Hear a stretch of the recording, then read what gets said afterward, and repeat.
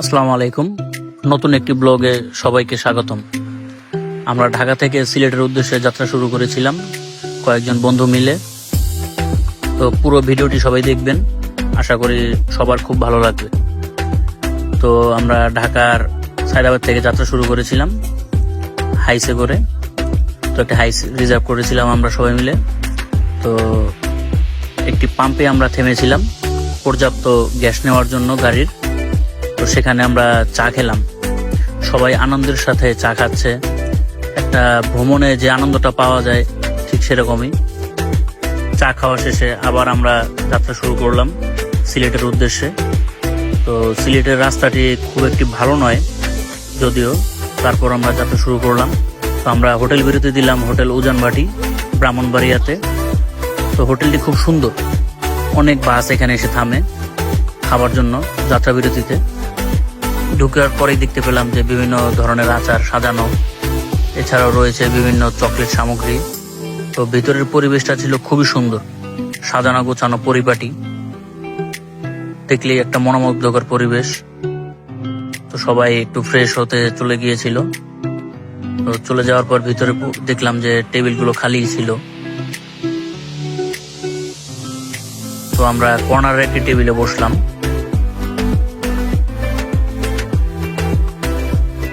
এখানে চার্জ দেওয়ার জন্য ফোনে জায়গা রয়েছে। তো আমরা পরোটার সবজি অর্ডার করলাম। পরোটার সবজি মোটামুটি স্বাদ ভালোই ছিল, কিন্তু একটু দামটা একটু বেশি ছিল। খাবার শেষে আমরা একটা চা বিরতি নিলাম, সবাই রং চা খেলে শরীরটা একটু সতেজ হবে তাই। সকালের দিকের পরিবেশটা ছিল খুবই মনোমুগ্ধকর। একটি ব্রিজ পার হলো, মানে পরিবেশটা দেখতেই অন্যরকম সুন্দর ছিল। তো আমরা চলতে থাকলাম আর চারদিকের পরিবেশটা অবলোকন করতে থাকলাম। আমরা এক পর্যায়ে সিলেট পৌঁছে গেলাম। এই ব্রিজটি পার হলেই সিলেট পৌঁছে যাব। তো সবাই খুব ক্লান্ত ছিল গাড়ির মধ্যে। তো আমরা নাস্তা খাওয়ার জন্য পাঁচ ভাই রেস্টুরেন্ট, সিলেটের একটি বিখ্যাত হোটেল, এখানে সবাই ঢাকা থেকে আসার পরে খাবারের জন্য বিরতি নেয়। তো আমরা সেই হোটেলে ঢুকলাম। ঢুকে তো দেখলাম যে আসলে মানুষের সমারোহ। কোনো টেবিল খালি না পেয়ে ভিতরে একটি টেবিল আমরা খালি পেলাম, সেখানে সবাই হালকা পাতলা নাস্তা খেয়ে নিলাম। তারপর আবার আমরা হোটেলের উদ্দেশ্যে চলে গেলাম। হোটেলটি ছিল আমাদের দরগার কাছাকাছি। তো হোটেলের ডিসক্রিপশনটা আপনারা ভিডিওতে পেয়ে যাবেন। হোটেলের দামটা ছিল খুবই রিজনেবল, ভিতরে পরিবেশটাও ছিল খুব সুন্দর। তো আমরা দুটি রুম নিয়েছিলাম। হোটেলটি ছিল হোটেল গায়েস প্যালেস। ডিসক্রিপশনে ফোন নাম্বার দেওয়া আছে, আপনারা প্রয়োজন বোধে ফোন দিয়ে দেখতে পারেন। তো এখানে 3টি বেড যুক্ত একটি রুম নিয়েছিলাম, অন্যটি ছিল 2টি বেড। তো আমরা সবাই ভাগ ভাগ হয়ে 2টি রুমে আলাদা হয়ে গেলাম। তো এখানে 2টি ফ্যান এবং এসি ছিল। তো সিলেট ভ্রমণের প্রথম দিন আমরা শুরু করলাম হযরত শাহজালাল মাজার থেকে। তো মাজার আমরা প্রবেশ করলাম। প্রবেশ করে দেখতে পেলাম যে অনেক লোকের সমারোহ। তো সবাই যে যার মতো প্রার্থনায় ব্যস্ত। ভিতরের পরিবেশটা খুবই সুন্দর, না দেখলে বোঝা যাবে না যে আসলে কতটা সুন্দর ভিতরে পরিপাটি। তো আমরা প্রথমেই দেখতে পেলাম যে জালালি কবুতর উড়ছে। এখানকার একটা নিয়ম আছে যে জালালি কবুতরগুলো উড়ে যায় না, এখানেই থাকে, এখানেই খাবার খায়, মানুষজন খাবার দেয়, সেই খাবার খায়, কিন্তু কখনো উড়ে যায় না। কবুতর নিয়েও একটা ইতিহাস আছে, আমরা হয়তো পরবর্তী ভিডিওতে আপনাদের জানাবো। কবুতরগুলো দেখতে খুবই সুন্দর, জালালি কবুতর এখানেই থাকে। তো শাহজালাল থেকে জালালি কবুতরের এসেছে, তিনি কবুতর পালতেন হয়তো। তো আমরা আস্তে আস্তে ভিতরের দিকে গেলাম।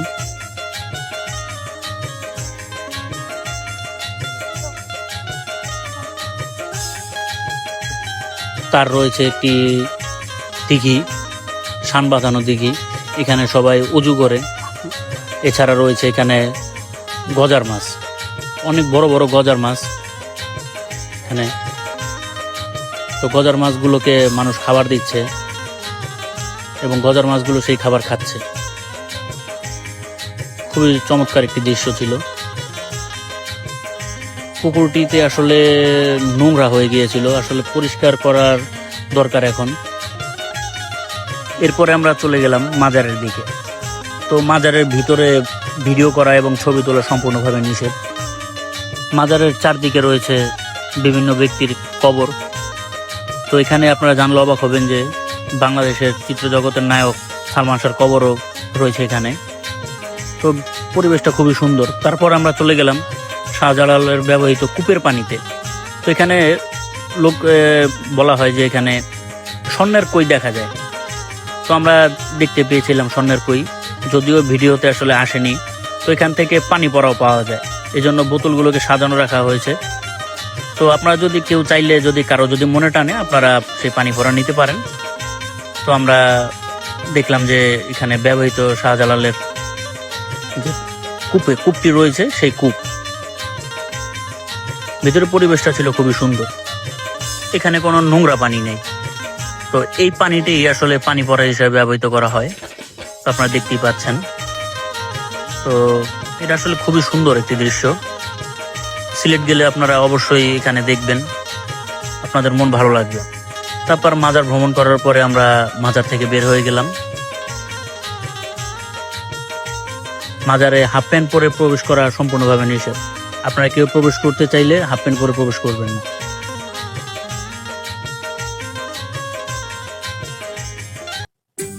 তারপর আমরা চলে গেলাম চা বাগানে।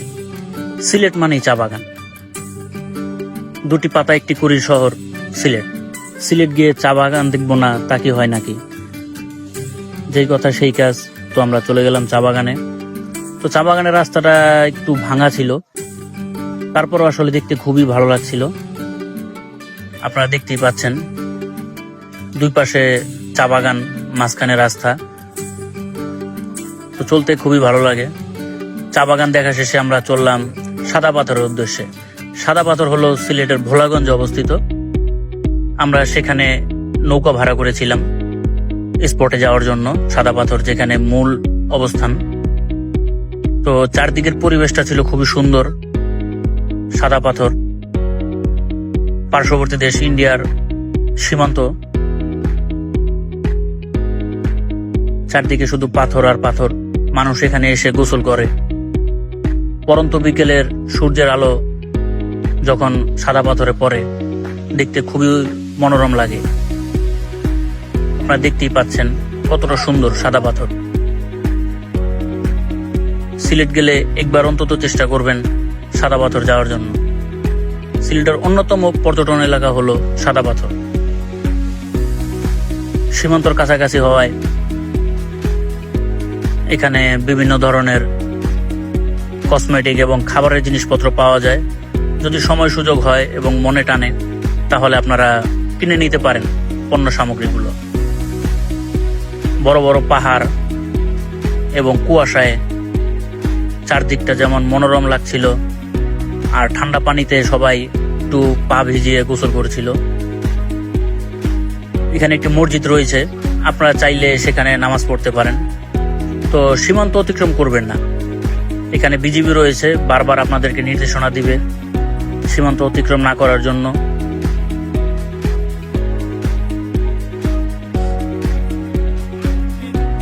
আমরা একটি ভিডিও করেছিলাম, আপনারা দেখতেই পাচ্ছেন 360 ডিগ্রি ক্যামেরায়। আসলে সবাই একসাথে গেলে একটা মজাই হয় অন্যরকম, যা আসলে ভাষায় প্রকাশ করার মতো নয়। পরন্ত বিকেলের আকাশের মেঘগুলো যেন জ্বলছে। সাদা পাথরের বর্তমান অবস্থাটা একটু দেখতে পাচ্ছেন আপনারা। আসলে পাথর উত্তোলন করার পরে বিভিন্ন জায়গায় গর্তের মতো অবস্থা সৃষ্টি হয়েছে। আসলে কর্তৃপক্ষের যথাযথ দৃষ্টি আকর্ষণ করছি, তারা যেন এটা ঠিক করে ফেলে দ্রুত। আপনার দোকানগুলো দেখতে পাচ্ছেন, যারা ভারত থেকে বিভিন্ন পণ্য সামগ্রী এনে এখানে বিক্রি করে।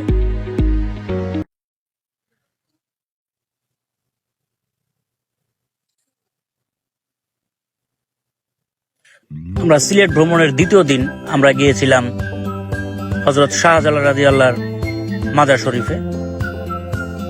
আমাদের দক্ষ ড্রাইভার ছিল মোহাম্মদ সুলতান ভাই। তিনি যে কোনো গাড়ির জন্য গাড়ি ভাড়া দিয়ে থাকেন। আমাদের ডিসক্রিপশন বক্সে তার ফোন নাম্বার দিয়ে দিলাম। আমরা সবাই একসাথে বসে যাচ্ছি, যে যার মতো আনন্দ করছে। তো এসে পড়লাম শাহপরান রাদিয়াল্লাহু মাজার শরীফে। এখানে রয়েছে বিশাল বড় একটি বট গাছ, দেখতে অন্যরকম ভালো লাগা কাজ করে। এর ডালপালা এবং শাখা প্রশাখা রয়েছে বিভিন্ন। মাজারে গেলে মাজারের পবিত্রতা রক্ষা করবেন, এখানে অসামাজিক এবং ইসলাম বিরোধী কোনো কিছু করবেন না। তো আপনারা দেখতে পাচ্ছেন হযরত শাহপরান রাদিয়াল্লাহু মাজার শরীফ। এখানেও ভিতরে গিয়ে ভিডিও করা এবং ছবি তোলা সম্পূর্ণভাবে নিষেধ, তাই আমরা বাহির থেকে আপনাদের দেখানোর চেষ্টা করব সম্পূর্ণ দৃশ্যটি। চারদিকে খুবই সুন্দর। এখানেও রয়েছে বিভিন্ন ব্যক্তিবর্গের কবর, আপনারা দেখতেই পাচ্ছেন কবরগুলো।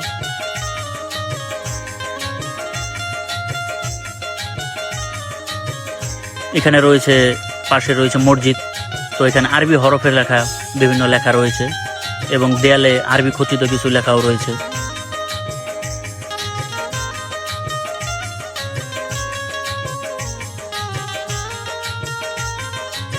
নামাজের সময় হওয়াতে অনেকেই নামাজ পড়তে চলে গিয়েছিল। এর পাশেই রয়েছে হযরত শাহ আব্দুল মতিন রাদিয়াল্লাহু মাজার। আমরা আসলে মাজারে প্রবেশ করিনি, আমরা বাইরে থেকে আপনাদের দেখাচ্ছি। এই মাজারটিও খুব সুন্দর পরিপাটিভাবে সাজানো। বিভিন্ন ভক্ত সমাগম আসে এখানে তাদের মনোবাসনা নিয়ে। এরপর আমরা শুরু করলাম জাফলং এর পথে। জাফলং সেখান থেকে 54 কিলোমিটার। সিলেট গেলে জাফলং না গেলে মনে হয় যে আসলে মনের অবাসনা থেকে যায়। আপনারা দেখতে পাচ্ছেন সিলেটের জাফলং এর ডাউকি বন্দর, এটা ভারতের মধ্যে পড়েছে। চারদিকে সবুজের সমারোহ।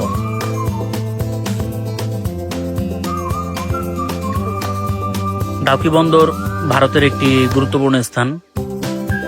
এখানে 0 পয়েন্ট থেকে আমাদের যাত্রা শুরু করেছিলাম। আমরা যাওয়ার জন্য সিঁড়ি দিয়ে নামতে থাকলাম। অনেকগুলো সিঁড়ি রয়েছে এখানে এবং চারপাশটা অবলোকন করতে থাকলাম। এরপর আমরা যাত্রা শুরু করলাম সিলেটের অন্যতম সুন্দর জায়গা মায়াবী ঝর্ণা দেখার জন্য। এখানে আমরা নৌকা ভাড়া করলাম, প্রত্যেকটি নৌকা 800 টাকা করে আসা এবং যাওয়ার জন্য।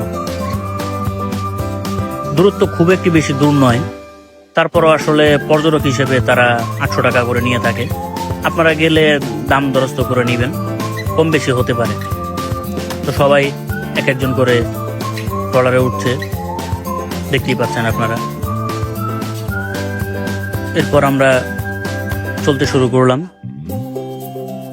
আমাদের দক্ষ ট্রলার নাবিক তার ট্রলার চালানো শুরু করলেন। পানিগুলো ছিল খুবই স্বচ্ছ এবং ঠান্ডা এবং চারপাশটা ছিল খুবই সুন্দর। আমরা মায়াবী ঝর্ণায় পৌঁছে গেলাম। আমরা গিয়ে দেখতে পেলাম কয়েকজন খুব উঁচুতে উঠে গেল। আসলে আপনারা মায়াবী ঝর্ণায় গেলে এতটা রিস্ক নেবেন না, হঠাৎ পিছল খেয়ে পড়ে গেলে জীবন নিয়ে টানাটানি লেগে যাবে। আমরা খুব একটা বেশি দূরে উঠতে পারিনি, উঠতে একটু ভয় ভয় লাগছিল, তারপরও খুব ভালো লেগেছিল। এখানের যে ঝর্ণার পানিটা খুবই ঠান্ডা। যারা গোসল করতে চান তারা একটু সতর্কতার সাথে এই ঝর্ণার উপরে উঠবেন। ঝর্ণায় পানি কম থাকায় সবাই এক জায়গায় জড়ো হয়েছিল এবং সেখানেই গোসল করছিল। ঝর্ণার পানিতে গোসল করার মজাই অন্যরকম। আপনাদেরকে উপর থেকে দেখানোর একটু চেষ্টা করলাম। আমরা খুব একটা বেশি উপরে উঠতে পারিনি, তারপরে যতটুকু উঠেছিলাম সবাই খুব আনন্দ করেছিলাম।